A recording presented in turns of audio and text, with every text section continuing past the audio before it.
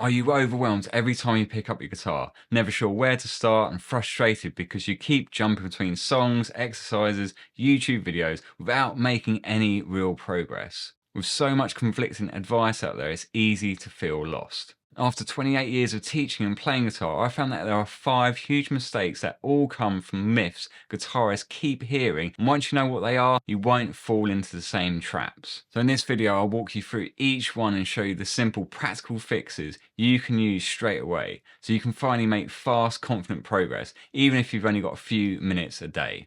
First, let me show you the first point, something I see so many guitarists do that really slows their progress. Once you understand this, you can make amazing progress in such a short amount of time. Now, I actually asked my community this question. When you're learning a song on guitar, do you find yourself giving up quite quickly when you hit a tricky section? And have a look at these results. 70% of guitarists either give up quickly and move on, or try for a bit, then give up.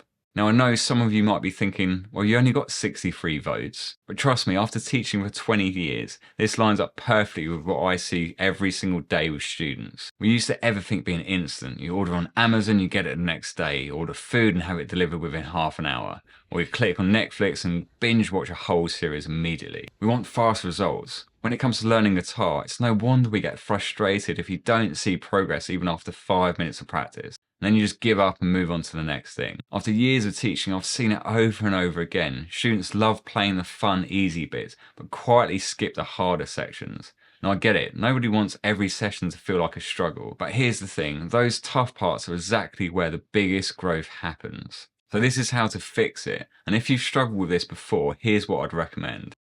Start with something fun. Play a riff or a section you love to warm up and get into the right mindset. Then return to a song you gave up previously. Find a section that caused you the most trouble and commit to it for 30 days. Work on just that section for at least 5 minutes every day. Break it into tiny pieces, even one note or a beat at a time. Repeat small incremental improvements daily. Then celebrate the progress. After 30 days, look back at how far you've come. That section will feel much easier and overall your playing would have drastically improved. You don't need hours to get better. Just a few focused minutes on the hard stuff each day will compound into massive improvement over time. And if you struggle with focus and giving up on songs in the past, check out my practice system linked in the description. It's designed to give you the structure you need to get through tricky parts and make real progress, even if you've only got 10 minutes a day. Now let's break down a myth that's a bit subjective, and I might get some haters in the comment for this one. But hey, let's do it for the algorithm. And please keep writing things like, "Thanks for teaching us, Ed Sheeran." That also helps too.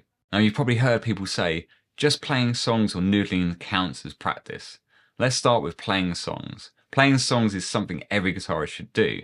It keeps your playing fun and musical, and that's why most of us picked up the instrument in the first place. But if you want to actually improve through songs, you need to push yourself. Learn something new, something challenging, which we covered in the first point. Now let's talk about noodling. And no, I don't mean some weird sexual fantasy. On guitar, noodling means picking up your instrument and just playing whatever comes to mind, exploring the neck, experimenting with sounds, not worrying about mistakes. Noodling is so important, it sparks your creativity, lets you discover things you would not have done previously, and it can be really fun. I mean, how do you think the greatest riffs and songs were created? Without it, a lot of music wouldn't exist. But if you only noodle, you're missing the structure and focus you need to truly get better. And that's the difference between exploration and progression. So here's how to incorporate both the playing, practice, and noodling. So first of all, warm up. Warm up by playing something fun to get your fingers working, less friction to actually pick up your guitar. Number 2, work on the challenging material. So focus the bulk of your practice on a song, riff, or technique that actually stretches you. And then include noodling at the end. Explore improvisation and create freely. It keeps everything alive and strengthens your ear. Now you've got a balance between the fun and the focus and the creative. But let me ask you this, do you believe the more hours you practice, the better you'll get? I love this myth because it can be true, but only for the top 1% of guitarists out there, the virtuosos that are putting in insane hours. For the rest of us, this is simply not true. Most of us don't have 10 hours of practice. And if you do, keep watching. You might still learn something useful. Let's compare 2 players. Player A practices for an hour every day, runs through scales, plays chords, arpeggios, music reading, fretboard knowledge, and then jams on songs he already knows if he has time at the end. Player B practices for just 15 minutes a day and does what I said in the first 2 points. play, practice, then noodle. The bulk of his 15 minutes focuses on one challenging thing, a tricky chord, a strumming pattern, or making one section sound more musical. Each day he builds up on the previous one. After a month, player A racks up a total of 30 hours of practice, and player B only 7 hours and 30 minutes. That's like 22 hours and 30 minutes difference. So who's going to improve more? Well, I guarantee player B, who only practices for 7.5 hours, will improve more. But why? Because that short practice session is so focused and he's pushing his limits. And player A is making the same mistakes as what I'm going to talk about in this next point. It's slowed down the progress for many players, including myself.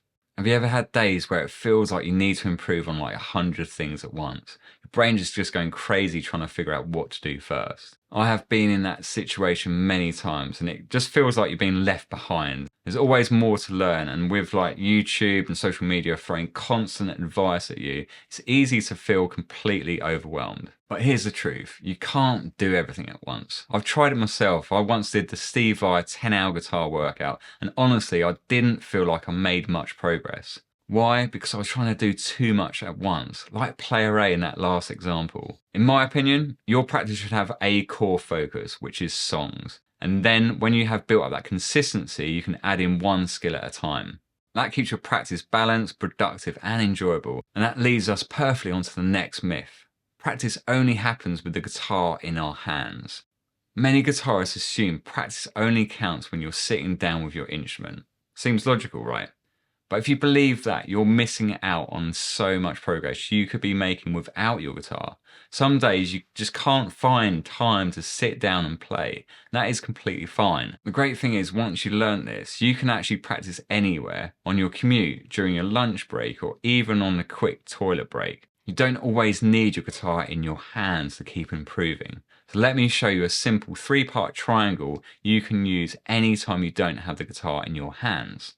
So listening, actively listening to the music or artist or genre you're learning. Pay attention to the tempo, rhythm, the tone, the feel, and all these details will help you understand what's required for you to sound like them. Part 2, visualization. Visualize yourself playing the song, either as you're listening to it or during a short break. You can also picture like finger positions, chord changes, or notes from tabs or sheet music. And then for the third part is mental analysis. Analyze songs by writing out chord charts, mapping out the structure, or answering music theory questions like key, tempo, scales used. When you combine these three, listening, visualizing, and analyzing, everything you do without a guitar will speed up your progress dramatically. Now you know the 5 biggest myths holding you back and what to avoid. You now need to know exactly what to practice in order to make faster progress.